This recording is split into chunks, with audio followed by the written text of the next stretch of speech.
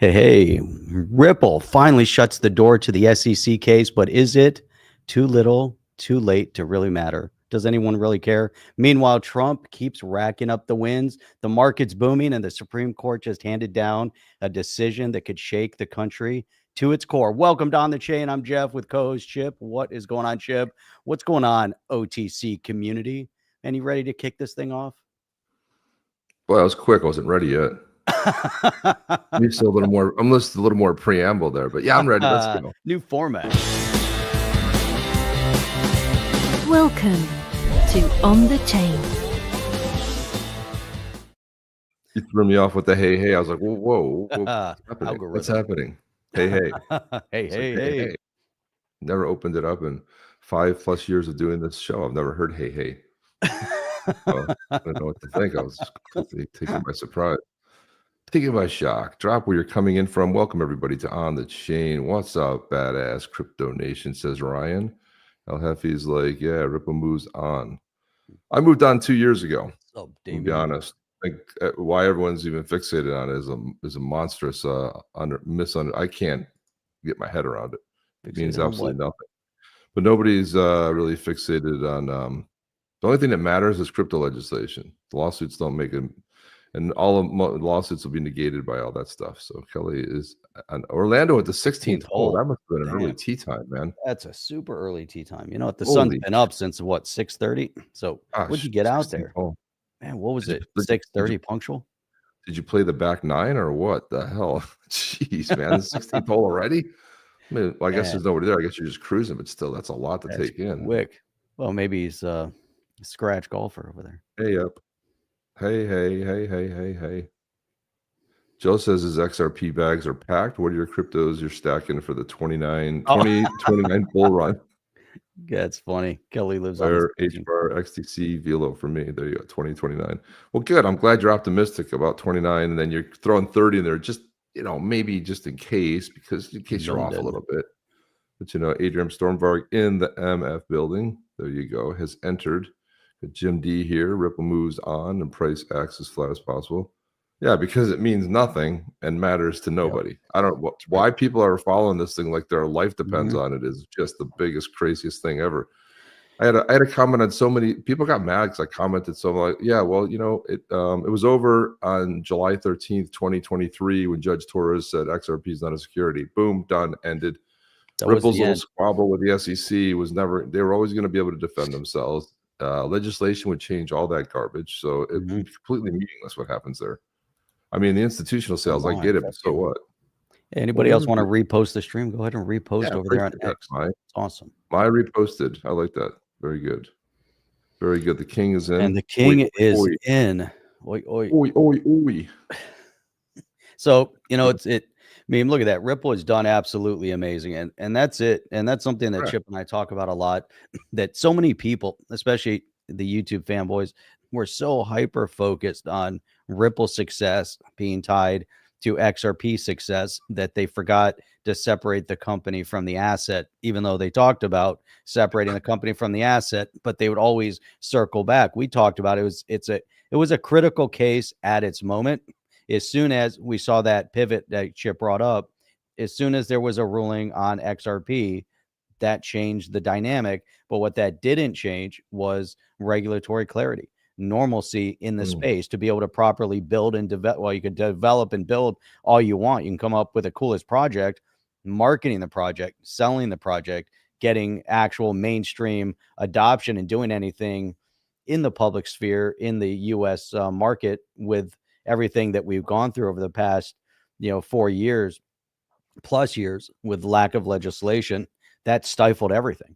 But the objective, though, that court case, Chip, was so pivotal on acknowledging XRP as a non-security, the only digital asset recognized like that by a court ruling.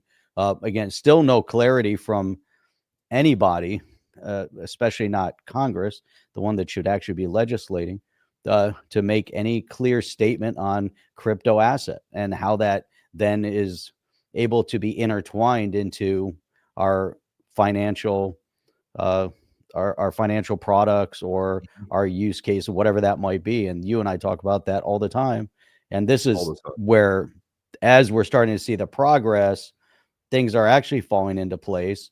There were some big movements on stablecoin that we've talked about that sets the foundation. You have to have a foundation before you can build everything. Otherwise, it's a house of cards. Is that true? It's true. You know what's true? I'll tell you what's something that's true. For over 5 years, consistently, One Rough Rican, big OG and supporter of the channel. We always appreciate that, man. You're always you're a huge supporter. Appreciate that. Congratulations, Rough Rican says to everyone who's held. Let's see where we go from here. Beautiful. Yeah, let's see where we go. And I mean, I'm not saying that I don't care what happens. It's just doesn't carry the weight that maybe people think it does. But as long as there's legislation in the place, institutions and financial institutions, especially, your banks and stuff may not feel comfortable doing business or working with Ripple. So there's that piece of it. But on the legality side of it, and again, a lot of that the appeal had to do with the institution of their sales to institutions, right? But it wasn't that XRP's in that case it was a security, but the new legislation is going to get rid of all that stuff. It's going to trump it all. So it's not. That's why I'm not so concerned about the short term. It's really the long term that we're really thinking about what's going to happen, right? So yeah, there's a lot, and the building is. That's why I was so excited about. Chip, everything that Wave of Innovation had been about, the direction that conference had been going in when we were there. Right. Oh, look at that. And then Ali G pops in just as I had that thought. That's funny timing. Ali G was honest. I didn't see Ali G popping in. Ali G was the. We didn't see that either, but Ali G was, so pivotal and putting all that together. It was such a huge thing to put together, and and Fabio and the whole crew, Matt, and I mean, there's a whole. I mean, the fact is too, it wasn't a for-profit thing, and that's a lot to ask people to do, right? The amount of time and effort that goes into that. Like with Brad Kimes, when he does the XRP one, that was a for-profit, but Brad Kimes did a great thing. He was able to sell it. And I bet you got a 7-figure, deal out of it, but he was able to sell it. I don't know who the purchaser was, but I suspect it was someone like CoinDesk, who does these niche conferences. So they could do a niche conference on XRP, seeing how large it had grown and how, Brad Kimes and the team grew that every year. It was pretty big this year. It was pretty sizable, Yeah. But for the first inaugural conference for the WI, it was a phenomenal. It was over the top. It was so great. It was over the top. And it looked like, $1 million conference, right? It was a big difference the way people looked on stage with an amazing backdrop. First class audio, first class stage, an amazing, and also the sort of the resort they were held it in. Everything was first class, and you don't see that a lot, especially on an inaugural type event. So it was really something great. Jeff and I go to a lot of these things. So yeah, Chip, it was a differentiator. I was really looking forward to this year. It would have been pretty amazing. We'll see the direction that it moves in. I had high hopes for the direction because there's a lack in this community at large. There's other conferences, but focused in on development and building in this space, and just seeing the direction that moved into. I was foreshadowing when we were there, and kind of looking at what the possibilities could be, and kind of envisioning that entire hall just packed with builders and vendors and all the different from different communities. And that was kind of where they were had planned on taking it, and seeing that engagement, because cross-chain building and development is the key to success. It's not about the XRPL, it's not about Bitcoin, it's not about Ethereum, it's not about Solana. It's about cross-chain building and utility. Without that, then we're back to silos. And what's the purpose, right? What was the point? Exactly. And that was kind of the direction they had been moving in, was that cross-chain and wanting to get actively involved. That's what's missing. That's what, you're not going to get. It's fun going to conferences, it's fun, being there, at times, but where the conferences get stale, and you've seen it, I've definitely seen it, is when, it's a wash. It's kind of a wash, rinse, repeat type of scenario. And you go there, you learn nothing new. Every so often, maybe there's a little dribble or something. And then you end up going to the conferences only to go mingle with people, which is good too. You can network. You can be in one place where there's all the networking, but then why not just have a networking event and say, hey, but what they do is they pack in and they charge the vendors, ridiculous amounts of money to have a booth there. And so you're basically paying for your spot in order for you to network. And I just had people come back from a couple conferences and I was like, man, how were they? And they said, I don't know. There was really nobody there. I was like, well, who'd you see? Other vendors. So how much did you spend on the booth on just the footprint? I don't know, $3,500, $5,000. Well, how much did the show cost you? 15, 20,000, to get over there to do what? Oh, we mingled with the vendors. Like, that's how about for sure, Jeff. I had one guy, he shows up and said, I would have been better off not having a booth, just going there to mingle with people. He got business from another vendor. I was like, what was the purpose of having a booth then? It makes no sense.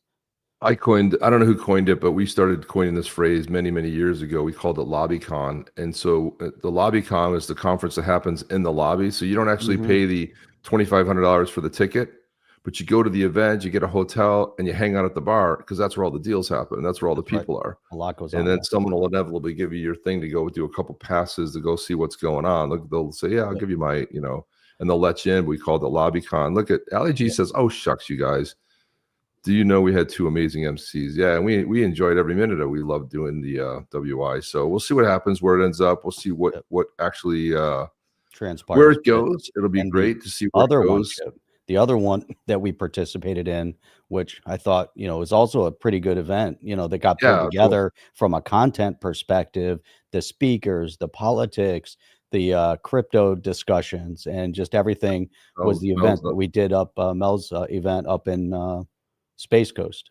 Up in Space Coast, yeah. It was cool to be up there. It was the first time we got to hang out with Jim D. It was fun to hang out with Jim D and also Chad. Almost said his real name, but but Chad, we hung out with him too. Cool. We got dinner with him one night, and with Jim D, and then of course Chad was actually at the event. But it was great. Like you said, the politics part of it. It was a fun, cool event to participate in. And we were on stage twice, which was nice. As panel, we thought we were going to interview politicians on stage. We became part of the event, which was kind of a nice surprise. It was cool. So I was like, hey, sure. That was fun. And that was a nice thing to do, and really enjoyed it. Also too, I just came back from Adobe Connect, which is a massive show. It was in Vegas, and the entire stage was all and it went on for forever. And the keynote, I attended the keynote and I saw a little bit of the next session. I don't know, man, it left me a little, I don't know, the graphics themselves for a company like Adobe, I felt like we're a little bit on the horsey side. I don't know. It was okay. I mean, I thought the stuff they did was fantastic, like first rate big stuff. But it was weird because it had me triggering back to the WOI and thinking like, oh, that was cool the way that was set up, or that was great the way the panel operated, because you see a lot of these things and inevitably you get 1 or 2 people that's really strong on the panel, and that wasn't the case at WI. It was like everybody on the panel was like interesting and on. But sometimes even the panels we play clips from, you play a selected clip of somebody talking, but the rest of them are just sitting there like bumps on a log. It's like yeah, whatever. Or they talk and you're like, I don't know what they just said. I don't really know what they were talking about there. So right. Matt is bringing up the fact that Mount Tambourine pub, that Irish pub that we found at the top of the mountain, that was epic. Also, here we are, Chip and I, day one. We just get there. We're already making runs to the airport. We're going to pick people up at the airport and doing all sorts of things. And then Matt takes us on a scenic tour of Mount Tambourine, and that was like day one. It was awesome. Ali brought us live streamed that live stream. We did live stream it. Yeah, we didn't, not the pub itself, but that was great being up there, just kind of hanging out. But we did not see one native animal that's not known outside of Australia. We didn't see one koala. We didn't see nothing. There was nothing. It's because they're fictitious. No kangaroo. They're like unicorns. Not one damn thing. We didn't see one damn. I guess you have to go to a zoo to find them. I don't know. And that's what they said. They're like, we'll bring you to a zoo. But yet, I think they failed to tell us that their zoos are like huge, like open spaces that you drive around. I think. Yeah, next time, Jeff. Zoos over here. Next time we go. So anyway, let's get into this whole thing. Stranded Dirk, though. That's right. We saw a stranded Dirk. Yeah, we did see a stranded Dirk. We definitely saw a stranded Dirk in the wild. That was fun. With this, the ball's back in. Okay, so this is basically him talking about. Let me see. Do I have these backwards? Yeah. Jimmy Filan put this up about the Ripple. Judge Torres denied the party's motion for indicative ruling. He said Stu Alderati, who is he's not the general counsel, chief legal officer, CLO. He said, with this, the ball's back in our court, and the court gave us two options. We either dismiss our appeal challenging the finding on historic institutional sales or press forward with the appeal. Stay tuned. Either way, XRP's legal status as not a security remains unchanged. In the meantime, even Ripple's calling it out. Even Stu's talking about the biggest thing that came out of this was they went and fought the SEC. You know that song, I fought the law and the law won. This is I fought the SEC and Ripple won. That's right. We even did some jokes about it. Instead of Star Wars, we did XRP, we did SEC Wars, and we did a little spin on that with our merch and our store. We'll talk about it a little bit later. But this is really phenomenal. This is really what it was all about. Brad came out of the top of that and said Ripple is dropping our cross appeal, and the SEC is expected to drop their appeal. As they previously said, we're closing this chapter once and for all and focusing on what's important. Building the internet of value, lock in. Internet of value, yes.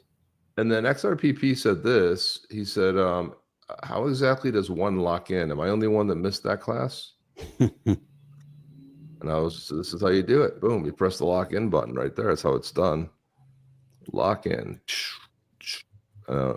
He's like, just press that. It's the internet of value. And yeah, I mean, what are we talking about? This happened, my God, so many years. But Jeff, something you brought up earlier, which is let me put these in the right order here. Yeah, let's see. Here we go. Let's go. So you talked about the interoperability. Otherwise, you're just operating in silos. And this is huge right here. So Ripple X put this out. Today, we're partnering with Wormhole to bring multi-chain interoperability to the XRPL and the upcoming XRPL EVM sidechain. This integration brings new optionality for developers and institutions looking to cross-build chain applications, whether for payments, DeFi, and real-world asset use cases. Here, then Wormhole also announced it. Wormhole is announcing a partnership. They talked about Wormhole will be the core interoperability solution for the XRPL ecosystem. That's huge. We talked about interoperability for so many years, and the integration will also bring institutional-grade interoperability to the 6 million plus users on the XRPL ecosystem, bringing new connectivity for developers, institutions who want to do those multi-chain apps. And again, it also mentions DeFi and real-world use cases, which is just phenomenal. And then, of course, Ripple came over the top of that and said XRPL EVM sidechain, handshake, Wormhole. So it's a phenomenal development here. Let's see what where's the one here. Right here.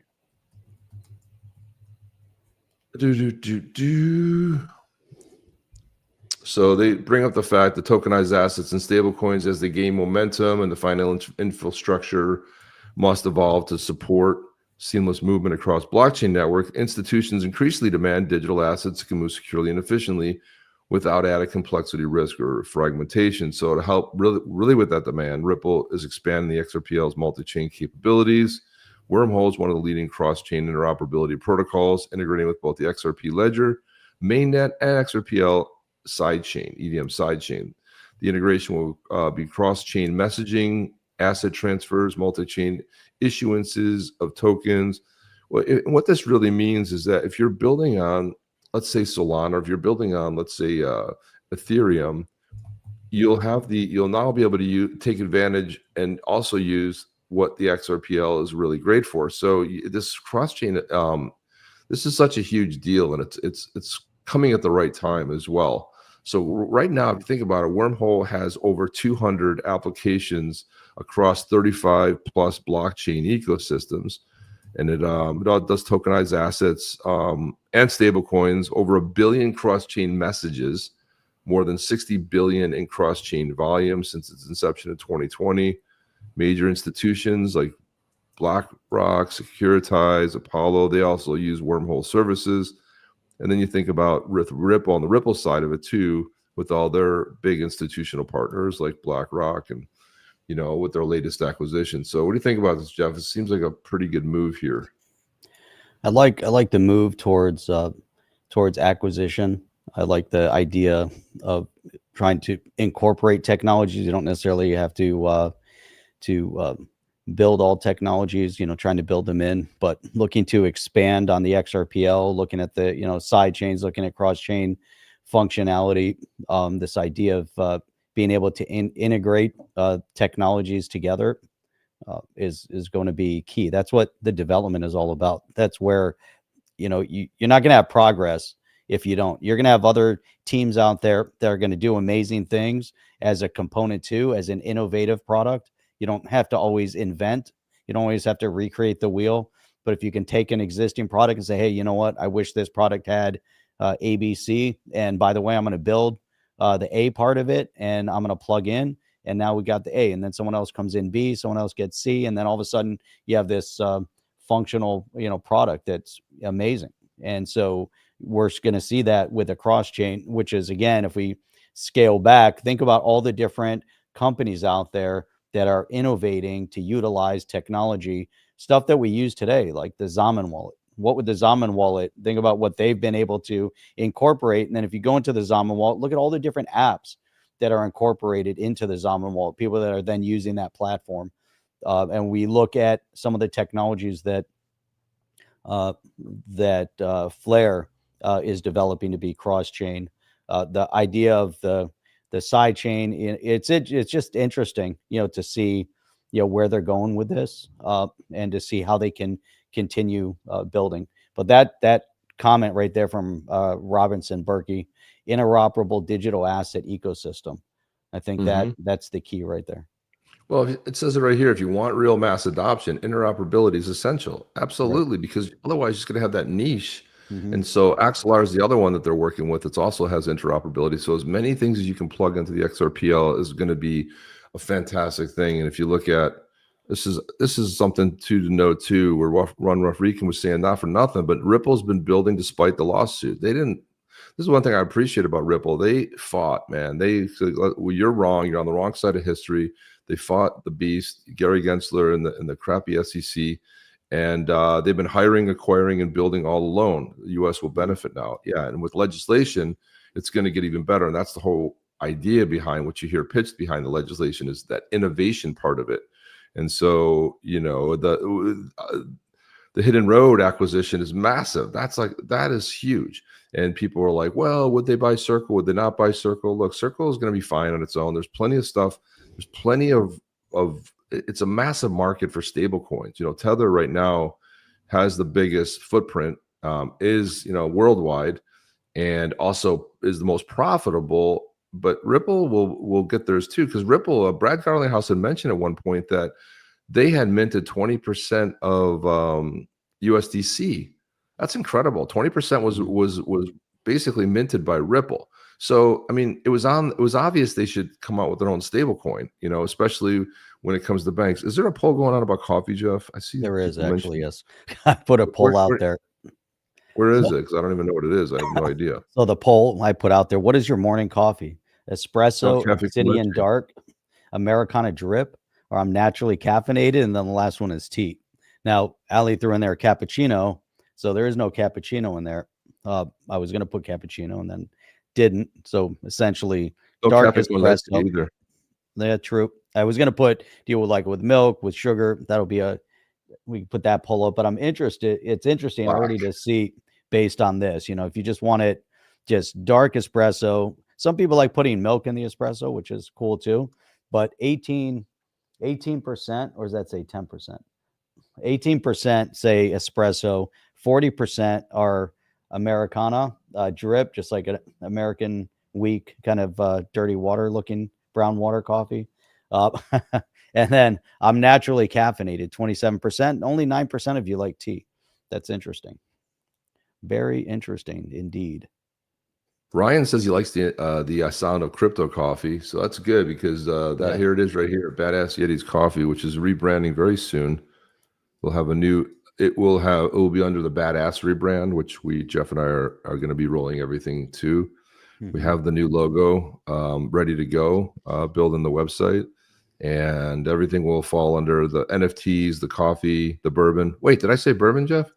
We'll all fall into that, and I will drop it down below. So if you want some great, and again, what he was talking about is the Obsidian, which is what I'm drinking right now, the Obsidian Bold, which is just a nice dark, Italian roast. And again, the key differentiator here with our coffee brand is your order comes in, the beans are roasted and sent out. Now the stuff you get in the store has been sitting there a minimum of 6 months, sometimes a year. And that the beans are dried out. If you try to bite one, it'll break your tooth. On the spot. These are like, you still have the oils on there. It's fantastic. And I always will just grab a couple beans as I'm grinding. I'll grab a couple beans out of there and just crunch them. They're fantastic. They really are fantastic. So there you go. There's your choices. Right now, there's 4 of them. So 4 coffees to choose from. One Rough Rican said, not for nothing, but Ripple has been building despite the lawsuit. They've been acquiring, building. Oh, you read that one already? I read that. I read both of those. Where you been? You read this one too. So Ryan is saying, I thought Ripple was having a $40 billion coin burn last night at 11:59 p.m. Anyone else hear that? Did not hear that. I've not heard anything about that. No. No coin burn. There's no coin burns. Not that I'm nothing happening. Visual vendetta. Same thing happened before. Trump won. Stock market hit all-time highs. Then BTC and alts moved. So we're waiting on that. I think this time around, Chip, what it's going to take for big movement across the board with the altcoins. First of all, Bitcoin has to get off the 105 to 107. It already hit the 110 mark. It's got to hit probably it's got to go on a run to 150, and then we're going to start seeing some big movement with the altcoins as well. There'll be a lot of focus on Bitcoin, then the altcoin seasonal hit. But what we want to get to a point with the market where we're avoiding the big kind of the whipsaw, the high highs and the low lows. You can't keep building off of such a, these major swings like that. And that's the concerning part, which is also where so much of the focus from the financial institution has now moved to stablecoin, because they want the technology. They don't want the big moves. That's a whole different, focal point, and then it starts operating more like penny stocks than it does stable market. And so we're going to get to a point here, which is all based off of the core development, proper legislation. And so we're probably, I think, from a true solid growth within the alt market, it's going to take more development, more recognition on a global scale. Bitcoin is kind of there already because it has the recognition on a global scale where we see countries and financial or corporations that are adopting it into their treasury, which we reference quite a bit. The altcoins are starting to catch up. We already have the Bitcoin ETF for mainstream investment in the U.S. market, where we saw an XRP up in the Canadian market, XRP ETF. I don't think that's really very significant because it's up in Canada. Where we really need, and that's kind of with all honesty, I'm not saying it just facetiously, but I don't think that that's going to have a major impact. I believe that when the U.S. rolls out an XRP ETF, we're going to start gaining more mainstream adoption because it'll be available through things like Fidelity, etc. And so then all of a sudden you're going to have retirement for 401ks starting to invest into XRP ETFs. That's going to have a major impact mainstream. Until that happens, we need more clarity of legislation to keep building, and also to have things like that become more adoptable. And that really is key. Was this? The King said, Pengu is a little dark horse. First meme ETF. Interesting. Yeah, Pengu. That's it is interesting. They also didn't they stuff connected to Pengu go. You guys should do chocolate covered coffee beans. It was a big thing in the 80s and 90s. You know what? It's still a thing. Byron Bay was fun too. Byron Bay is still I love those, man. I love chocolate covered. They're fantastic. Very good. So Jeff, interestingly enough, here we go. And funny that we used to get stable coins to hold ready to deploy back into crypto, but now those stable coins might just get locked for yield and not get redeployed. And I think that's what it's all about. This is where the market trend was complex with the assets, because you stake your asset, it's going up and down. There's always that possibility, and we saw it happen where, you know, people are getting closed out of their asset, and then they're complaining about the platform. They're like, oh, I couldn't, you know, they were losing, or whatever it might be. You didn't have access to it. You're locking it up. Put a stable coin in there. It's worth $1. Still worth $1. It's staked. You're not worried about the high and lows of it. You're not trying to sell it fast. You know that you're putting in there, here's your staked percent that you're expecting APY, and that's it, you know. And so I think from that perspective, it's going to be a lot safer. There's just so many other directions to go into, like El Jefe is bringing up as well.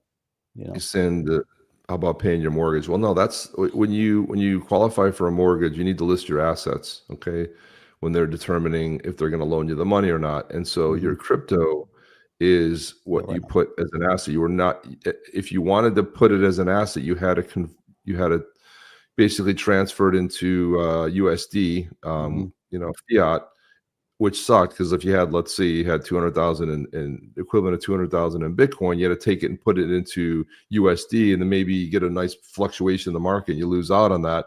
What they're saying now is you can do native, and you can use your native crypto and what it's worth and put it on you know, for qualification. That's really what it's about. So it's not right. And everyone making a big deal about Fartcoin. It doesn't matter what it's called. It has a value to it, and you know, unless you're holding a crap ton of Fartcoin. See how I said that? Crap ton. A crap ton of that. Jeff, so there was something interesting. Somebody named Mr. Shift, and again, I don't know who this is.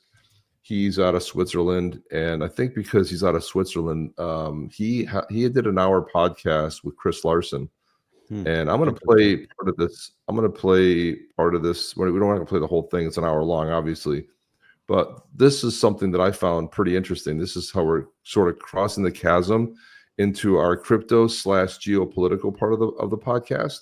But I wanted to play this. Unfortunately, I didn't clip it. I'm going to put it on here. Hopefully the audio works, because I'm going to go to an actual spot in here, right here. He's talking about California's housing crisis. So this is interesting. So let's see if this plays. Hang on a second. I still got to play the audio first. Here we go. Let me turn the audio up, and then let me try to play it again. Let's see if this plays. Tell me if you hear audio, Jeff. Good. All right, here we go. Walked in the street in SF. Earlier this month, I was actually staying in Union Square, which is where we should not have stayed. Oh, why is that? I mean, because Jeff, now you know San Francisco, you know Union Square. First of all, a couple hotels have closed down, shops have closed down in Union Square. Why? Because it is a shithole. Okay, San Francisco's turned into. Last time I was there, which was about 2 years ago, needles, feces on the street, piss everywhere. Everything smelled like somebody pissed all over everything. It was this. But when they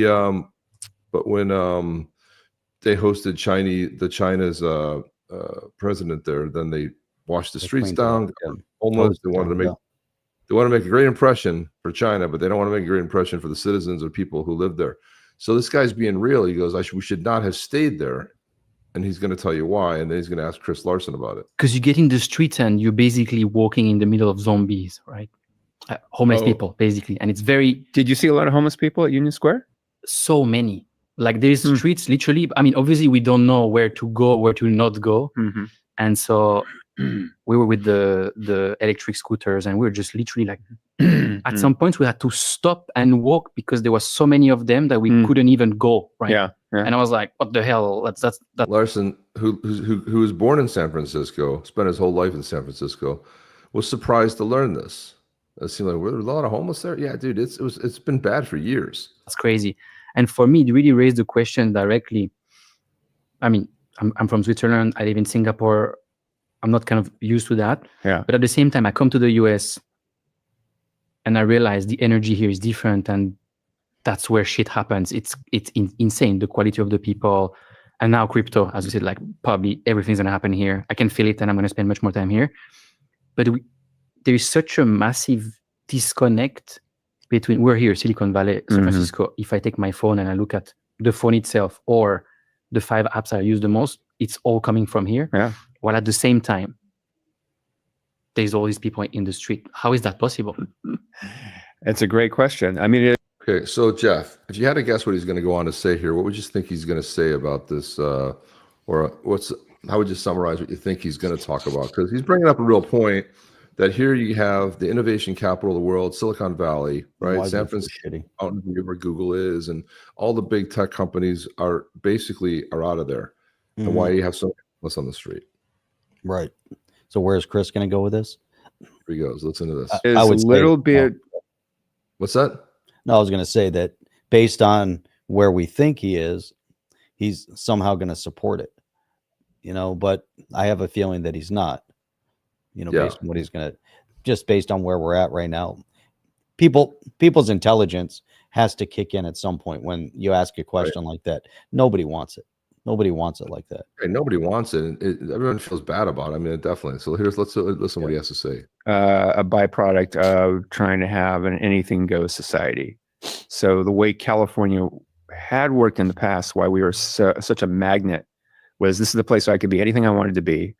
And it has incredible opportunity, not to mention the beauty and the weather and everything else about it. And, people from everywhere.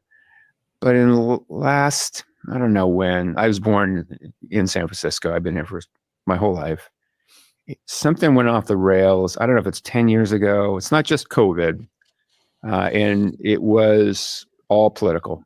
Blame it on the Democratic Socialists. The fact that we even have a Democratic Socialist Party in America is kind of shocking, but they have sort of taken outsized influence in a. Jeff, I can see the look on your face already. It's like, wait a minute. You're like, dude, what? Another wake-up call. Yeah, it was. I was like, he's landing some solid points here. Yeah, it's like right there, right out of the gate. He's hitting it head on, man. That's why I love this segment here. Really, a couple of West Coast cities. LA's even worse, actually, if you go down there. And they sort of drove us off a cliff by, born of compassion, saying to the homeless people, "Look, we'll support you, but we're not going to sort of force you into treatment." Now, if you look at homelessness, is a very complex issue, right? There's kind of three different things going on. It's economics, because we haven't built enough housing. And I would blame the left on that too, because they've built a structure in California that it wants to say no to everything. So they all know we need lower cost housing, yet they're blocking every single reasonable project you can imagine. That's what's going on for the last. Amazing, Jeff, right? Yeah. Yeah. So it's so interesting. We've seen so many people go down this path recently where there's an awakening, and everybody gets to that awakening at some point. They have these crazy ideas. They're just lost in the brainwashed status that they've been in since childhood, maybe since inception. They kind of grow up with these ideas. And one of the things that he mentioned, and if you go back, and he said that it was born out of compassion. So they just want this laissez-faire kind of, let people do what they want sort of thing, born out of compassion. That idea, and he's already saying that, and again, the Democrat liberals that are getting this awakening, that they all have that same idea, and they all say it a little bit different, that it was because of the goodness of our hearts, because they still think that these people are doing it out of compassion, that they really care for other people, right? That there's this love affair for all humankind, and there isn't. They could give a crap about other people. And so that's the awakening, but they're still struggling with this concept. And so he said it was born out of compassion that they did this, but then it was the politics that prevented it. No, there was no compassion. If you're compassionate, then you help these people gain access to proper education or retraining, or you give them the assistance to put them in a position where they can succeed on their own. The compassion isn't, I'm going to take care of you for the rest of your life, and you're never going to have to work a day in your life. And that isn't compassion. That is belittling. That's the socialist communist mantra that is still stuck in their brain. And but he's struggling with this right now. So he's coming to the awakening that it was the socialist Democrat. Eventually he'll realize that the Democrat Party has been, completely taken over by the socialist mindset. But it didn't start, like he said, during COVID. It didn't start 10 years ago. It didn't start 20 years ago. It started a long time ago, that it's been a creep. And it's interesting because my theory and thought process, and whenever I get up in front of people, and there's always this tension, right, from the conservative side to say, look at these, crazy Democrats, we can't, we have to shun them and do all this stuff. I'm like, no, it's the exact opposite.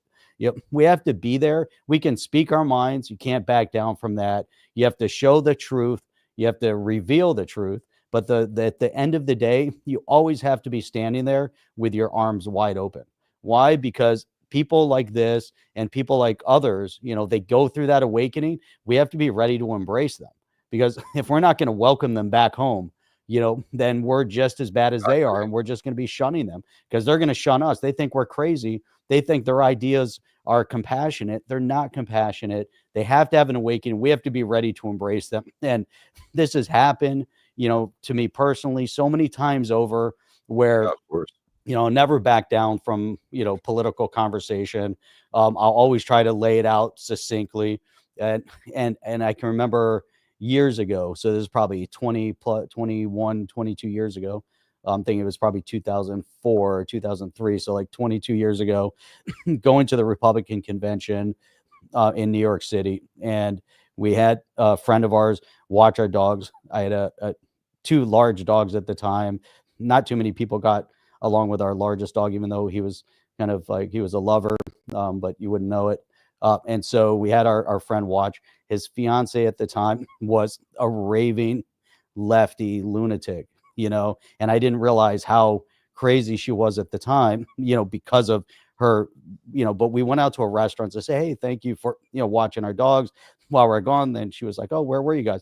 We're at the Republican convention in New York City. Where do you think the conversation ended up going? At dinner in the middle of a restaurant.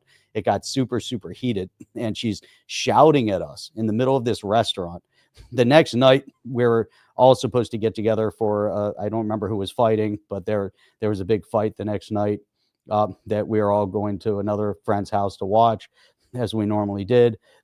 I didn't hear from him again. That was like, I never heard from my friend again. That was the end. He was at my house every single day. We went to the gym together. We were in martial arts together. He was always around, and all of a sudden went from that to nothing. And so then fast forward, Chip, years later, there was a big hurricane here. So it was like, and this was post-Trump. So it was 2018. First of all, I get a call from him at some point during one of the hurricanes. I don't remember what year it was. Are you okay? Yeah, everything's great. It was like 14, 15 years later, 2018, I get another text from him. I'm like, dude, this is like 14 years later. And he sends me this text, and he has said, you have to watch this video. Right. So I play the video. There's his wife, on YouTube on a walkaway video, telling her story about how her family was always involved politically from, Democrat left, how she had been brainwashed her entire life, how she finally had this wake-up call realization, how, years ago, she ruined her husband's friend relationship with his best friend, told the story about what happened in the restaurant, told about how she acted crazy in the restaurant, told this whole story, then then talks about how much Trump is, and this is, 2018, how much Trump is doing great things for the country, how she, is in the dog park, gets chased out of the dog park by a raving lunatic lefty because she said, look how great Trump has been doing for us. I used to be a Democrat too. She gets chased out of the dog park and her kids said the same thing in school, same thing. They get accosted by the teachers, by saying something about Trump. And she's telling this story on this massive wake-up call. And I'm like, this is crazy, Chip. This is like 14 years, after the initial event. Don't hear from them. Now I see these videos. That's a 14-year hiatus of me standing there saying at some point they're coming back to the fold. And stuff like this happens over and over and over again. Happened with my cousin, Chip. It was the same thing. But I'm sure you have the same stories like this. I used to have a coworker, dude, that was like, he was a lunatic. They called him Ryan the conspiracy theorist.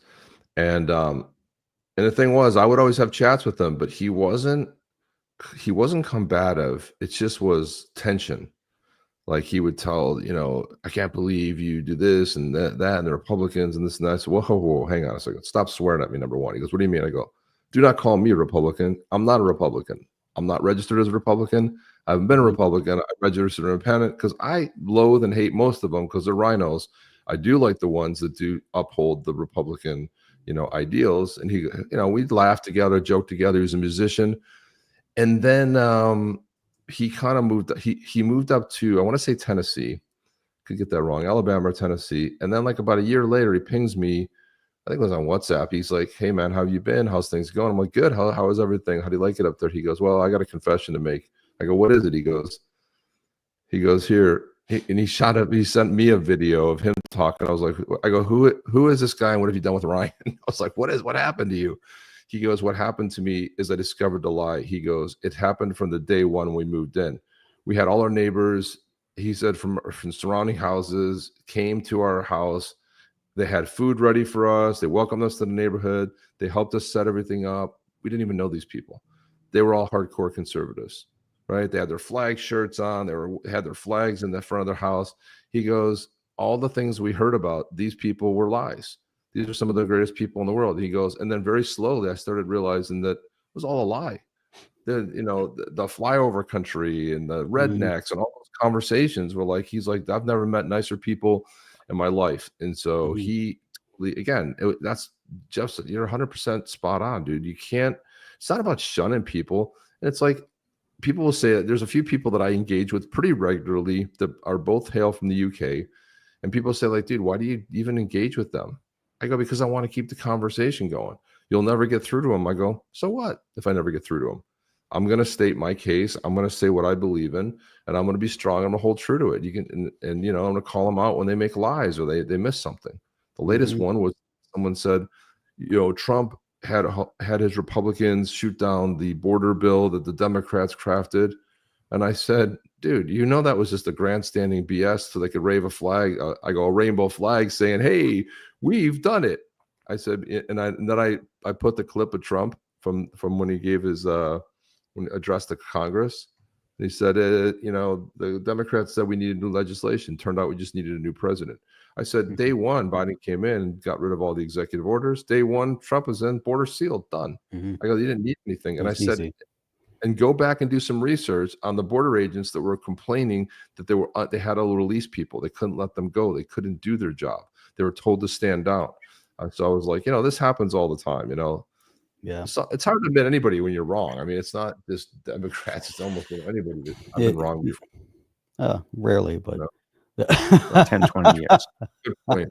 But Chip, it's interesting because just one last story. It's short, but same thing happened with my cousin. And this was 2016. Trump wins. She was anti-Trump, 100% anti-Trump. And it was interesting just knowing history. My family from that side, that would have been her grandmother, was heavily involved in New York politics. I'll leave it at that. Right up during the JFK era, and then fast forward, had buildings named after her and everything. She was heavily involved politically, and so Democrat, I should say, right? So we kind of know where their leanings are already. So 2016, my cousin sends this horrible email letter to my aunt and to my mother. Basically, I mean, I can't even repeat some of the stuff that she said, but the summary of it is, "I never want to talk to either one of you ever again. I'm not part of this family anymore. I can't believe you guys support Trump. I can't believe the directors, half my family are conservatives, and then you have the rest of the family on that side. So I don't want anything to do with you guys anymore. I'm leaving the family." And my aunt would put together, I'm sure a lot of families do this. They have one person in the family that always does the family calendar, right? And gathers all the pictures and does things like that. So she goes, "I don't even want to be in this calendar anymore." And so, so it was like, I'm like, oh God, and then 2 years later, 2 years, dude, 2 years. So 2 years into the Trump presidency, both my aunt and my mother get an email and a phone call of apology, like an in-depth apology saying, "I can't believe what I said. I want to earn, your trust back, whatever, and now it's just like between, my cousin has gone the other way, like huge Trump supporter, gets out there, She went through, she goes into, she got trained from a security perspective. She saw kind of this rise of anti-Semitic attacks in, in different places. So she went through security training. She was already into martial arts and everything and competition, goes through security training. Now she goes into these institutions as for security, volunteer security in different events. And, and I see, and constantly posting stuff about how great Trump is, and also had that big awakening. And it took those first 2 years to say, oh my God, I've been lied to my entire life. So by 2016 and 2018, all these horrible things they said about Trump aren't true. All the fake news, all this stuff. But look at what the Democrats have been doing. Everything they say that they're accusing Trump of doing is exactly what they did. And that was a big wake-up call for people. And she's another one came back to the fold. And it was just interesting to see. Took her 2 years, wasn't 14 years, but those 2 years were very instrumental. And a totally different relationship. Now she's like fired up, Trump, conservative. It's so interesting. Osmond says he wants to replace them in the family calendar, Jeff. I looked at it in the pitch. That's pretty good. All right, let's listen to the rest of this. So, okay. Sidetracked. So there's something fundamentally wrong with that. There's a movement afoot to change that. There are laws being passed now to make it much easier to build in San Francisco and California. We got a lot more work to do there. There's this whole abundance movement. You probably heard Ezra Klein has written a book about it. That's catching a lot of fire now to move Dems and the left to this more pragmatic, like we were in the 60s. Let's get shit done. Let's get, let's just get to work and build housing. So, but that's been a real problem. So there's been an economic version of homelessness. That's actually pretty straightforward and what we got to do. The trickier ones are the drug crisis, because this is a culture that actually embraces freedom to take drugs. And in my mind, I would break this into two versions of, kind of healthy medicines. And I would say psychedelics fit that. And you'd be surprised how much psychedelics have infiltrated this culture up and down the spectrum. I mean, Elon Musk, for example, I think he's found in many ways enlightenment through that, right? Now you could argue, you can make all kinds of argument about Elon. Let's not get too lost there. But in my opinion, those are good medicines that actually help our creativity. And it's part of why this is a creativity machine out here. And that's powerful. Whereas I think in a lot of places in Asia, as we all know, you're going to end up in jail. So yeah, or expelled. Yeah, or expelled. And banned. Yeah. And I get it because you don't want chaos. And I guess it looks like chaos. But again, that's why I break it down. I think psychedelics are generally in the category, especially with a really good guided therapist with psychedelics. I think one of the best medicines that we have in this world today, and are incredibly healthy and lead to more compassion, more empathy, more creativity, get you out of sort of broken tracks that may have made sense when you were 4 or 12 or 20, but don't make sense when you're running a podcast or you're, have more money than you've ever imagined you would have, and you're in a position to do different things. So those are good medicines, and I'd say drugs. Flip side, we have some of the most horrible drugs we've ever faced in society. Fentanyl is just a horrible drug. It kills people. And we have lost, we're losing 100,000 Americans every year. That is shocking. Now it's a little better this year, but this is where the left let us down, because it kind of used the hippie version of freedom to do what you want to do. And it applied it to these horrible drugs that are killing people. And it just kind of almost said, yeah, that person over there in Union Square or wherever in San Francisco who is clearly dying, right? You can clearly look at this person and go, that person is going to die. And you're sort of saying, well, freedom, they have the right to die. So let's just step over them and not force them into help. Now that's bullshit. And that bullshit is going to end. And I think San Franciscans, Californians have realized that has just gone too far. That's performative bullshit freedom. And you're not taking care of your neighbors and your fellow citizens. And that's where tough love comes in. And I've had friends who have gone through this. You intervene and you get them help, whether they fucking like it or not. And that's what we got to do on that. And we're coming out of that bullshit period of letting our fellow citizens die from these horrible drugs. Okay, so I'm going to cut it there. And so now it's progress. But what you see strung throughout this interview is he's identified, if this is the left, he's saying this part of the left is so bad. This part of the left is fantastic, especially if you go back to the 60s. Now, if you go back to John F. Kennedy, if you go back to the early 60s, you'll see Kennedy's policies. Today, he'd be called a right-wing nut, right? Cut taxes, strong on defense, the whole, Cuban Missile Crisis. Make America great. Make America great. Like all this stuff, you'd be considered a left loon. Yet he's hailed as probably one of the best Democrats that's ever held the office for president. And even in his short tenure as president, right, putting a man on the moon, like a very bold vision. Like it was crazy talk to say we're going to put somebody on the moon. It was absolutely just like crazy. So he's identified this part of the left, which is bad, but he's still embracing the whole. So I kind of liken it to who's the big guy, Bill Ackman, who's on his journey too. He was like, yeah, this part's no good. So when you start realizing that, okay, well, I love the journey and I love the fact that he's being really transparent and honest here. And look, you got to respect somebody's opinion. This is a guy that's built amazing companies. I mean, he had 2 amazing companies before this. And on top of, putting Ripple together, which at the time seemed a little bit nutty and then coming up with, the way they were getting OpenCoin, they redubbed it XRP. I think it was called Ripple Coin back in the day, but the vision that he had, the guy is a smart dude. And it's like, you have to respect where he's coming from. That's his journey. Everyone's journey is different. Now, I've always been conservative my whole life. I never was in that track. I mean, I went to Trump's very first rally in Boca Raton, Florida, when he was toying with running against Obama in his second term in 2013. I followed the man. I largely got into sales because of his book. I mean, everyone has a different journey and how they get there. And listen, people go like, oh man, I can't believe that the first couple of Trump, through the first term, I hated him, but now I really saw the light. Or Biden, I kind of saw all the good.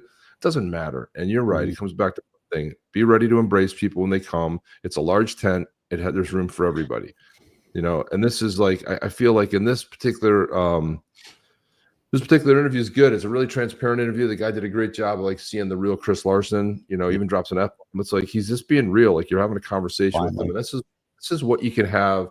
And, through podcasting, this is largely what you have on the conservative side. This whole thing, right, and this, the right side, the left side, all this stuff. It's like it gets lost in the buzzwords. There's a lot of noise. It's like, you really want to filter the noise. It's all about signal. It's all about the pudding, and then what's coming out of this, you have like, what's her name, Pocahontas out there, screaming about Trump doesn't have the ability to drop. Well, the War Powers Act, he does have the ability. And how many missile strikes did Obama and Biden do? They went out and it. It's not insane. Even thinking about it, they killed people through drones all day long. No one said a word about it. Party, but by mistake, right? I mean, there's so much just gobbledygook, and like it's almost like you can say it wasn't true, and you go back to the video and like, here's somebody put that assemble a video every time Obama went to the mic, Biden went to the mic. But the reason why they think that is, it goes back to what he said, the compassion. They truly believe that they're compassionate, and that's the joke of it all. They think that they're compassionate, but to Chris Larson's defense, in his early years, these guys, look at the companies they built. To get to the point where they built those companies, they had to be so hyper focused on building those companies. They didn't think about anything else, and he was building financial companies for a very long time, but hyper focused on all of that. All of a sudden he starts getting into politics years later, but all those years he's just been focused on building this company, And so, like you said, he has this amazing track record. Then he wakes up from building his companies and he's like, I want to get into politics. But his politics go back to where he used to be, what he thought he was, and what he he has all these ideas of what he thinks. For some reason, there's still this burden and guilt trip that these people have, and they start going into this idea of compassion. And again, it has nothing to do with compassion, but and then they have the wake up call and all of that. Then there's some people that are just going to be crazy. Like you mentioned, Pocahontas. I mean, come on, she's in it for the power and the wealth and the money. And, she's never going to be compassionate about anybody. You don't care. It's about her and it's about the people she supports. And that's it. And nothing else.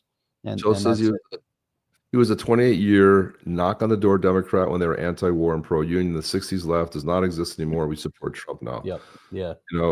A lot of and Charles needs to change his name there. Instead of saying Charles Tamarello, she changed it to Charles in parentheses badass winner. Badass winner. He wins all the badass shit. He's badass winner. He's a winner, man. He's a winner. Chip, before I play our great song that we made for today, I have just a comment, and it's interesting because Zober and Meme put the comment out here, and I want to disagree with their comments here, and maybe you will as well. So it'd be interesting to get your feedback first, and then I'll kind of give mine. People in crypto have a better understanding of what's really going on. Not all. There's a lot of lefties in the crypto space. And many of them are. So then the last one here, hey, before we get to that, then here's the other one. Anyone in crypto not awake? Oh, plenty. There's plenty. There's a lot. It amazes me every day how many, Chip. Oh, I get hammered all the time and nonstop. And then we have the people that they kind of go down these paths. I will put them into the libertarian bucket. And for some reason, there's a lot of libertarians or crypto enthusiasts that fall right into that libertarian bucket. And the problem with the libertarian bucket is that they're basically Democrats that think they're for limited government, and they believe every single conspiracy that the left has, plus others, and they'll kind of navigate, and they're on this seesaw, kind of going back and forth. And that to me is those are the ones that aren't awake. It's like you have all the crypto, you got all this information, then you don't really know what to do with it, and you end up being a libertarian, and you're kind of trapped. Before you put up Osman, which I think is really great, let's play this because it's kind of a nice diversion. We're at an hour already. An hour, I know. I can't believe it. And we got good viewership. So overall, I mean, we've got like 300 plus. So it's really cool. All right, we haven't even played. We're supposed to play at the bottom of the hour. Then there was a political squirrel that we were chasing. Yeah, that happens. It's almost like the iguana in the backyard. So we get all this wildlife.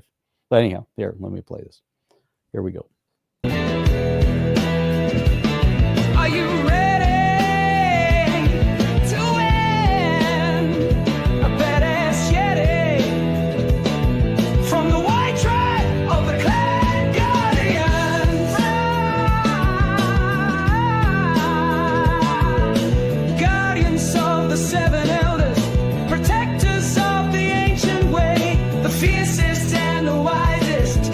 He could be yours today.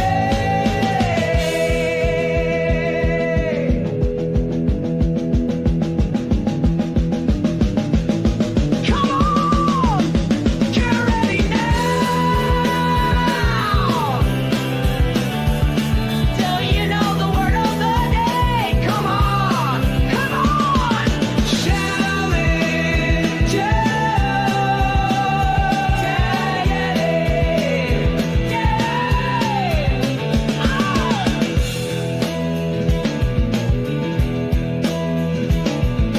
Get it, market, stomp it, and stand our ground. Get your summon wallet ready. We're not fucking around. This ain't no rug pull. This is your legacy. This is your just reward. Claim your badass Yeti or fade into the unknown. Badass Yetis on the chain.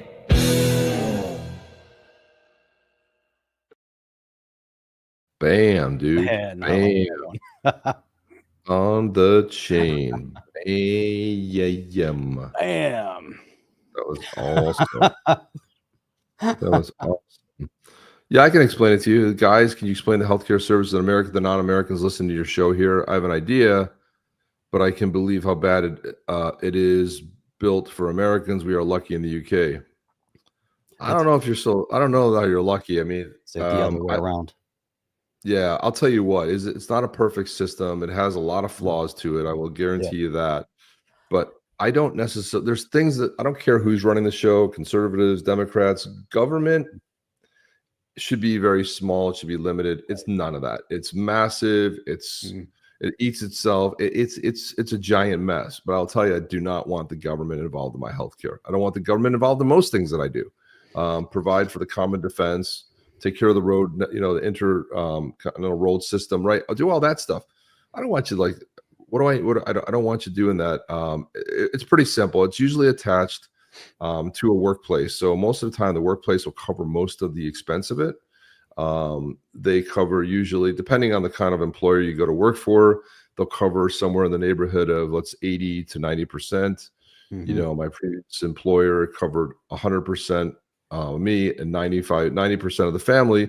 So my contribution was a couple $100 a month. You know, it was pretty simple. Now, if you're self-employed, you got to go get your own insurance, and you have different plans you can pick from, but you basically pay into the insurance. So then when you go see a doctor, and there's different levels, you got PPOs, you have these tiered levels. So the cheapest level is if you go to a doctor and you need to see a specialist, you're gonna need that doctor to write a what do you call it? Referral, and they go that. If you have a higher tiered plan, which I always have, you just go see anybody you want. They have to be in what they call a network. In other words, they got to take that insurance. There's a bunch of different big providers here, and you basically, the provider itself, if you are almost taken everywhere. Now, there's some little nuances to that. Sometimes a doctor, because there's a lot of paperwork, there may be one plan they don't want to take. But for the most part, I've never run into it where any of the doctors that I've seen or have gone to, they're like, "Oh, we don't take this plan."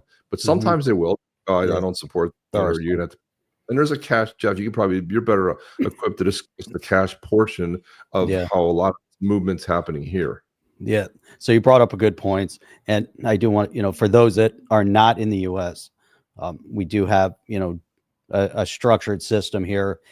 And what Chip is basically referencing, and if you compare it to like the UK, where you have limited access to proper healthcare, meaning your emergency care, your everyday care. If you wanted to go and get a CT scan or an MRI scan tomorrow, you can't do it in many countries.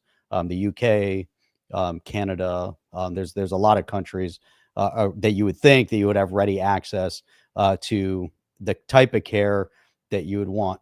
In the US market tomorrow, if you wanted to have a CT scan done or an MRI scan done and you wanted to pay cash for it, you can go get it done.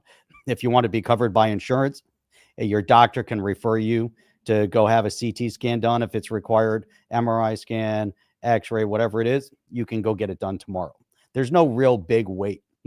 There are certain insurance plans, like Chip had mentioned, that might be a little more limited, and you're designated to only go to limited numbers of imaging centers or hospitals or whatever it is, but you can get it done. Now, the problems within the healthcare tiers is that for the most part, our healthcare plan has been stacked up, backed by the pharmaceutical industry, meaning that they're going to prescribe certain pharmaceuticals that are going to disrupt your biochemistry and are going to cause more problems than what they're actually solving. The objective in many of these scenarios is surgery, right? They don't want you to recover from whatever ailment you have. They want to drag it on as much as they can.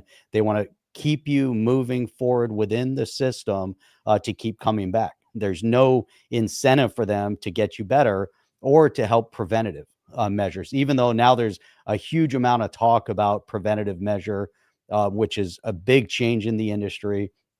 And so, if we think about, like, let's say you have, I don't know, you have some sort of a tendinopathy. Let's say you have golfer's elbow or a tennis elbow, or you have a back issue, whatever it might be, a shoulder issue, whatever it might be. They are going, you go to a traditional doctor, the first thing they're typically going to recommend is a steroid injection. The steroid injection is going to disrupt your body. It's going to break down your muscle tissue. It's going to break down your tendon. If you have multiple steroid injections in the same location, you're going to cause a lot of damage. And at the end, it's going to be surgery. So you're going to, destroy the tendon, destroy the muscle, and it's going to break down the bone. And yet there's all these risk factors. They all know about it. But the objective then is surgery. Now, what Chip is bringing up, cash-based medicine. I think Joe Budd said, if you're wealthy in the United States, you have access to the best. And I have to agree with that. But it's affordable. You can get access to true healthcare if you are willing to spend a little bit of money out of pocket. Now, in the United States, people have insurance. Your deductibles in the United States are ridiculous. Your out-of-pocket cost for regular medical care is probably $5,000 to $8,000 per year that you're spending out of pocket, for most things, even though you'll get, coverage. But every time you go to the doctor, you're going to pay something. If you go get whatever it is, you're going to pay something out of pocket. People are willing to spend hundreds of thousands of dollars on lunch and on garbage food. Right. You go get a coffee, go spend $10, $15 a day on coffee. Think about how much money you spent at the end of a month. Now, if you took that same dollar and you invested in your healthcare, meaning go to a cash-based medicine doctor that understands, how to be preventative, you're going to be in a much better spot. I prefer cash pay systems over insurance based systems because I think the insurance pay medical system has corrupted medicine.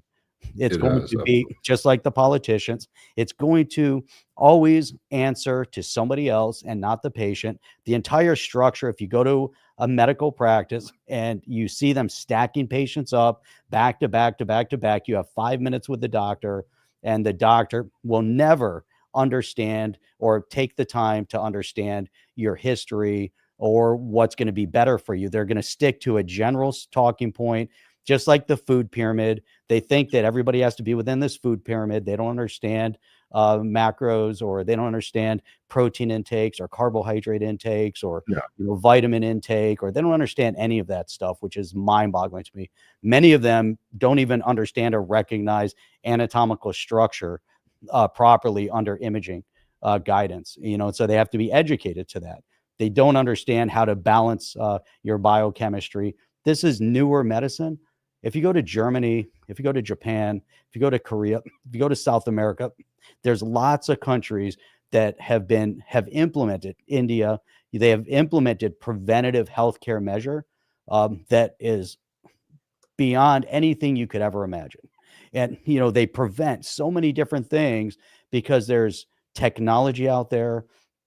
There's preventative measure to regulate your body, to balance your body. And there's things that can be done that, due to the FDA guidance, prevent us from doing that here.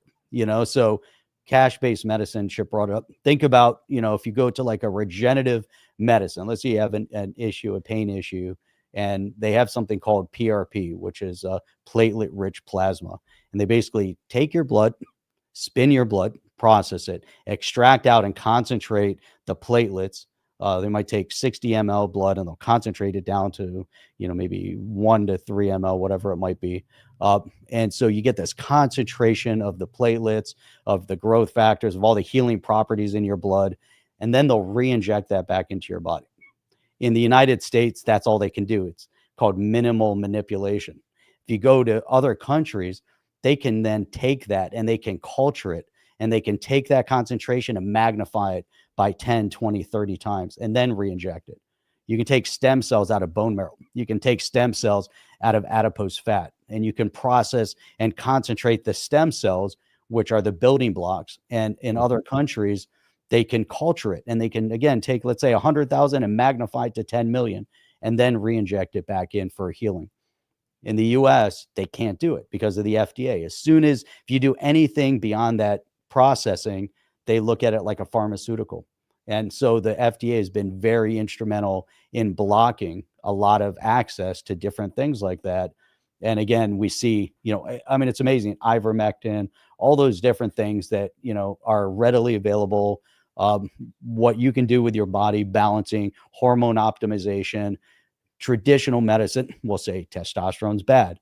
You get into preventative healthcare, they not only understand how to up your testosterone levels and regulate it, but they also understand how to look at all the other building blocks to make sure that everything is balanced, from your thyroid levels to your vitamin B levels to everything. And then you go to traditional medicine and they say, oh, you need this little minuscule amount of vitamin D, when in actuality, you need this much vitamin D. Same thing with your vitamin Bs based on the food pyramid. It's like, oh, everybody just needs this little minimal amount. Traditional healthcare, the body needs more. And so they talk about all these different things, and it's interesting. So do you have access to it?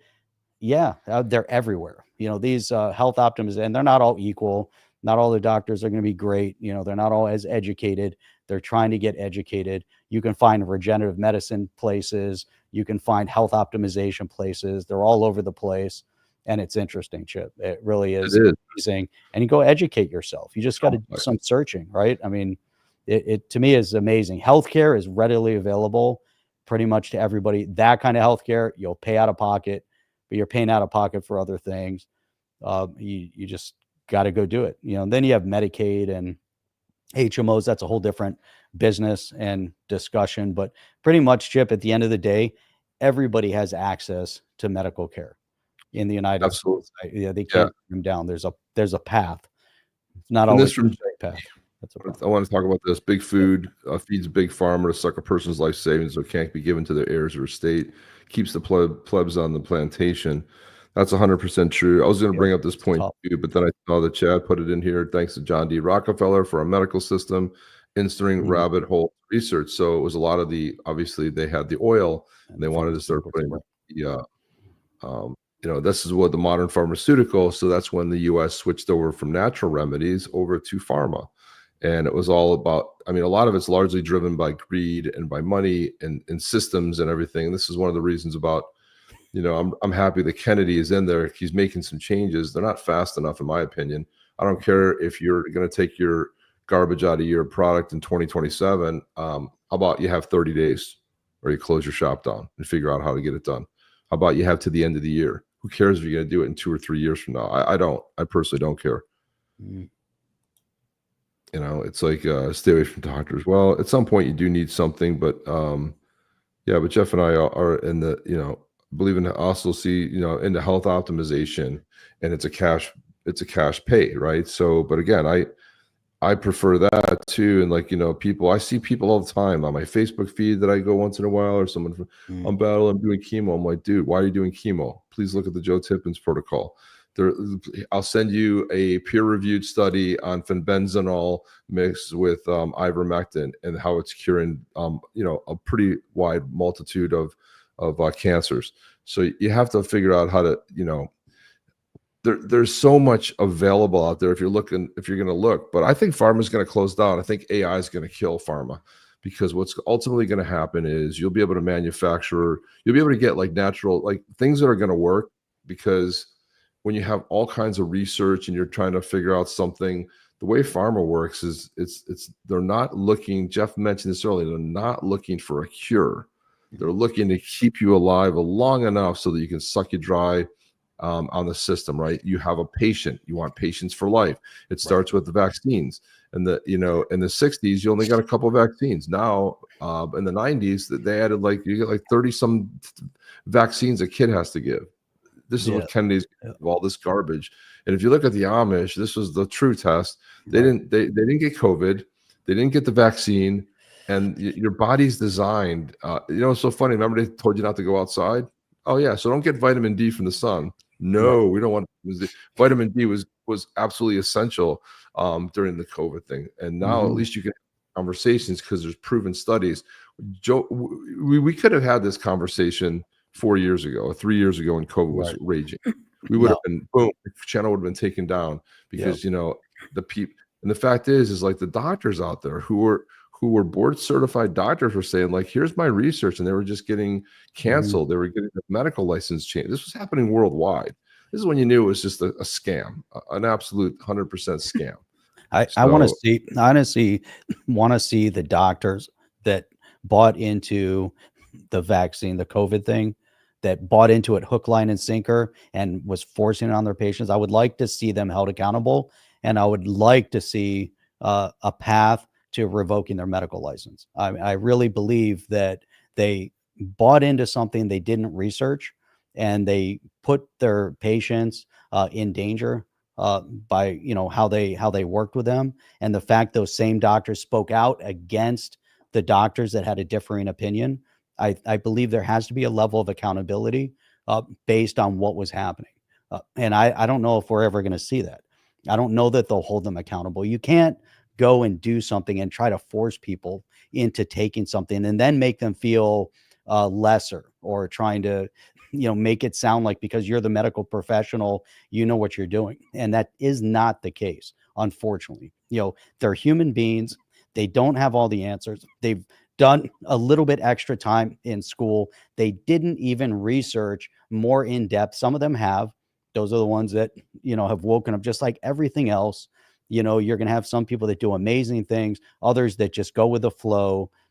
And the ones that and the ones that go with the flow and they speak out against people doing amazing things, you have to really question why, the why. Like, why are you doing that? The last point on all of this would be, why do we need day-to-day healthcare coverage? It's such a joke.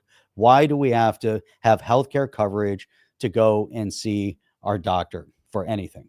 The only reason why you need healthcare coverage is for emergency scenarios, catastrophic emergency scenarios. You have to go into the hospital. You have a car accident. You have something extreme. Day-to-day stuff. Are you telling?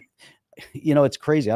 You go to the eye doctor. You can't spend $100 on the eye doctor. You're going to spend $8,000 a year, so you can go to the eye doctor once a year and spend $100.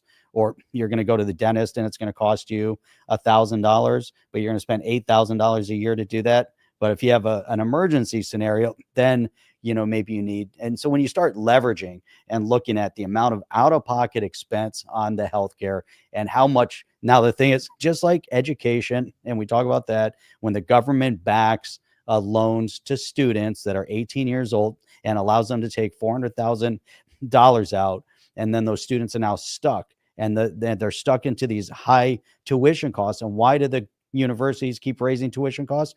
Because the government's giving loans to these kids and they keep raising the amount that so the universities are like, shit, I'm going to keep raising my tuition cost. What used to cost $10,000 is now $80,000. What changed? Nothing changed. Nothing changed. The professor's knowledge isn't any different. It's the same knowledge. It's the same thing with healthcare. It's all money. You go into a doctor's office and they have no idea how much something costs. Are you kidding me? Like, how much is this office visit? I don't know. Your insurance will cover it. What's my copay? That's all you care about is your copay. And then you have a procedure done and they have to, and the doctor's office game, it's a game also, because the poor doctor office, they're trying to run a business. They're not at fault. They're trying to collect money from the insurance companies. And in many cases, the insurance companies are doing everything they can not to pay the doctor. So everybody's trapped in this vicious hamster wheel. And at some point, we're going to have to say, hey, you know what? Enough. I want to go into my doctor's office. I want it to be like McDonald's. I want to see a menu board. I want to know what everything costs. And then I'm going to go to the doctor down the street. I'm going to start doctor shopping. I want the best value doctor. I want the most knowledgeable doctor. And I want to get a good value for dollar to dollar. AI will change that. That's too. it. AI is changing a lot. So it's going to bring a lot of this stuff. It's going to put pharma out of business. Because when you have regular cures for cancer, to be like, all right, great, do this. Always it happens in the gut. Gut health is key and important. That's also important. Yeah, that's also tied to mental illness and all the kind of stuff, what people eat, how their guts are, a lot of conditions of intestinal stuff. Like, you just got to be able to spend some time doing some research on, again. But that I also feel like, well, let's not even get into that. Let's pull the drawing, because we're an hour and a half. Let me play the song one more time, only because there was a lot of work put into this song, and it's so perfect and so great. And so much fun. Let me just play the song. We're only going to play it twice. You only hear it twice. So you only hear it twice, and you'll never hear it ever again. Well, you might. You never know. Put it in a compilation. Never say never, Jeff. You never say never. That's true. Are you ready to win a badass Yeti from the white tribe of the Clan Guardians? Guardians seven elders, protectors of the ancient way, the fiercest and the wisest. He could be yours today.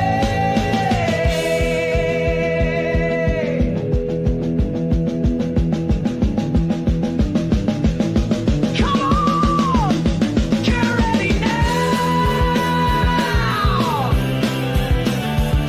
Do you know the word of the day? Come on, come on. Challenge you.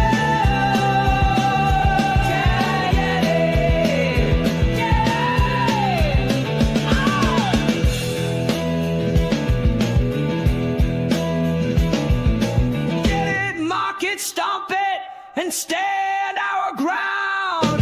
Get your Summon wallet ready. We're not fucking around. This ain't no rug pull. This is your legacy. This is your just reward. Claim your badass yeti, or fade into the unknown.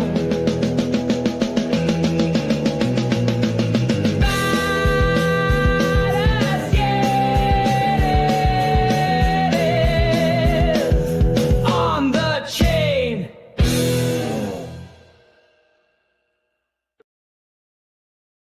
Wow. Yeah, so, Visual Vendetta. There's we're not fucking around. yeah, fucking hell. No.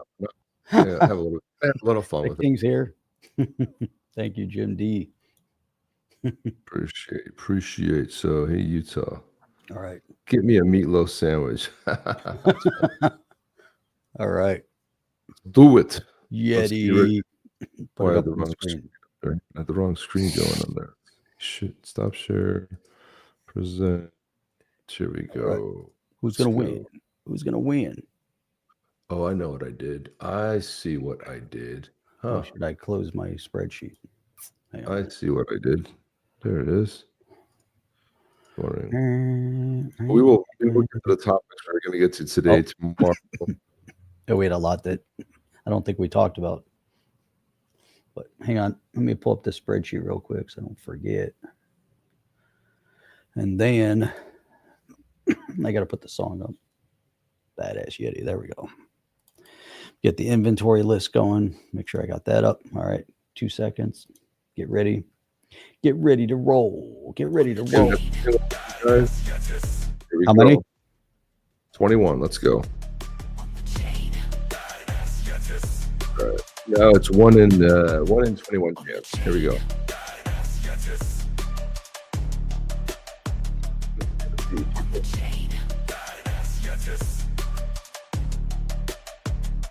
Chocolate Tobler.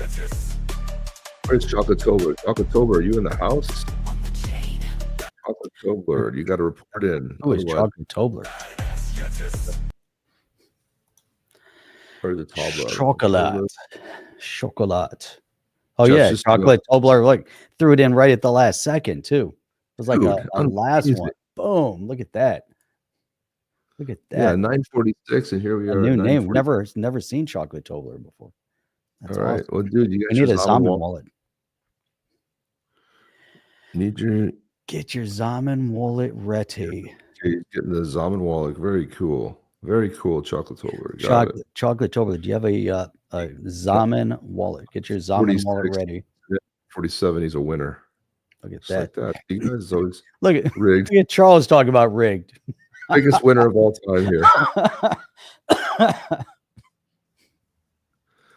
Yeah, Charles, Badass Yeti winner, Tom Morello. Beautiful. Badass Yeti winner. You see what I'm saying? Drop it. Drop it. your Look at- axe handle, too. Yeah, thanks for that, Chad. Thanks for appreciate that. We always forget to say that. We need that. Definitely need it. I All right, suspect let Tom- me go. This is funny. He says, I suspect it's Tom Morello's alt X account. It could very well be. We never know. You're like, hey, this well later. Okay, Chocolate Tobler. We need to get a Zaman. If you have your Zaman wallet, put it in there. If you don't have a Zaman wallet, you got to let us know right away.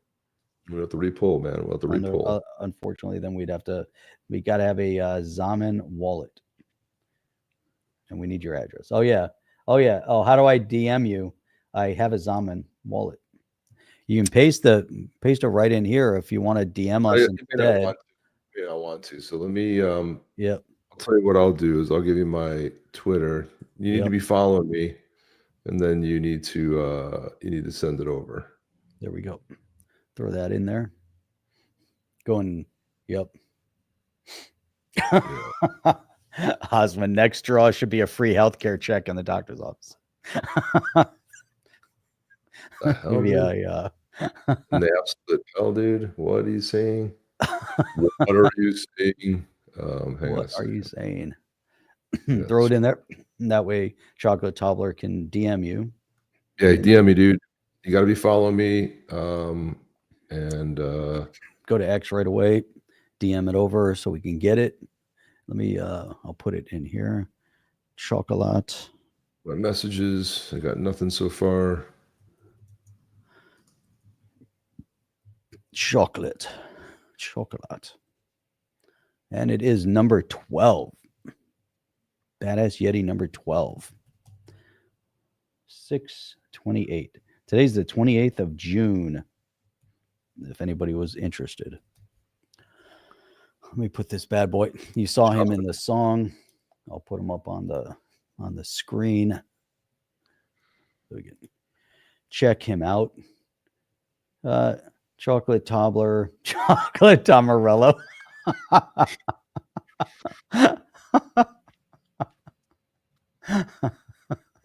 my gosh, Chocolate Tomarello. Nothing for you, dude. You have to DM me. Maybe he's got to follow you.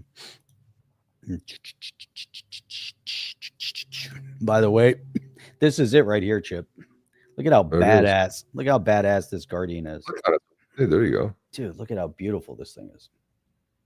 Look how badass. Cool. Man, it just every time I see these one after they're just amazing to me. Look at his weapons belt. You got two little Yeti grenades over here. This might be a little. I don't know. Maybe we're not following me. Look at that. So cool. He probably has to follow you. Then you might have to follow him too, Chip, for him to DM you. I don't know what his handle is. Oh, right. That's right. Oh, that's true. He hasn't followed you yet. Chocolate Tumbler. You have if you have an X handle, put it in here as well. Visual Vendetta said, "You guys got to do an animated series." Dude, we did that. You did that one clip, kick-ass clip. You know, the guy running that we're using, and then we need to. That'd be cool if we can do more and kind of stack them up. That'd be really cool. I like it. Do some animation. Oh yeah. Okay. New penalty. Redraw. Jeff Sutton. And where's the YouTube? Got to go to the YouTube to see if anything's getting posted here. I see your post. Then I see nothing from come on, Chocolate. There he is. Dude. There it is, Chip. You see it? His X handle. There it is. Okay. NC Panther fan. Okay. Panther fan. From North Carolina. Is that the Florida Panthers? No, probably not. North Carolina. Yes.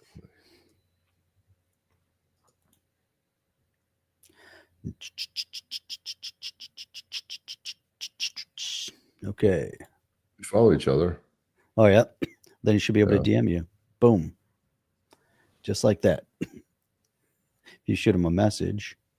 Yeah. Easy. Easy. Easy squeezy. Okay, I just sent you a DM, man. NC Panthers fan, sports fan. But you know what? It says when you lock, it says it's locked for some reason. There's a lock next to his name. These posts are protected. Only approved followers can see. So then I can't. So if you get a pen, but if you're already following him, you should be able to message him. I did message him. Okay, cool. Then he should be able to message you back. Oh, I didn't follow back. Hang on, my bad. Yeah, I think he had his DMs open anyway, though.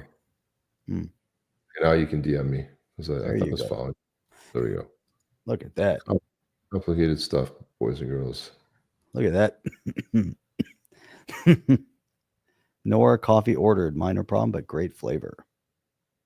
Yeah, it is really good, man. It really is good. I mean, Yeah. Jeff and I tried so many coffees. There's something great about freshly roasted. Did you get that in a couple of days? My God, it's such a game changer. Okay, man. He just checked me. He's okay. Hey, Chip, chocolate toddler. Here's my Zaman. Okay, cool. All right, sweet. Yeah. Please. So post that bad boy in the thing so I can. Ooh, oh, I got him over there. What am I doing?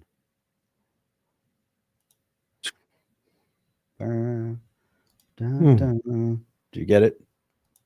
You don't have to transcribe it. He says I have to transcribe it. Just hit copy and paste. Copy paste. Otherwise, I'll take a while. All right, Ali, it's 12 p.m. over there. 12 a.m. maybe. Oh, so it's Sunday already. It's late night. It's 12 p.m. 12 a.m. a.m. As it's 10 here, so it's got to be 12 over there. It's midnight. It's late. Australia has it perfect, because they tune into the show, starts at 10 p.m., on when we do the morning show, and then when we do the evening show, it starts at 10 a.m. They got it like perfect. Everybody over in Europe, UK, and whatever, we start at 8, and they're already into the wee hours of the morning. It's crazy. You don't have to transcribe anything. When you go to your Zaman wallet, let's see, I will tell you. All right. See you guys. See you mañana, 8 p.m. Eastern Standard Time. Sunday. When you go to your wallet, you go make sure you're on the right one, and then you hit receive, and then you hit copy. That's it. That's all there is to it. Thank you and good night. Yep, you hit receive. It's tomorrow. You'll see a QR code, and you hit share. You can hit copy. You just copy it, and then hit paste on it. Simple. That's right. It's not complex, people. All right. That's it. He says petition on his phone. Yeah, it should work. Yeah, but it's just, are you using the Zaman app? Just copy and paste it, man. Yeah, you should be able to just copy and paste it. WEF, Patsy, great show.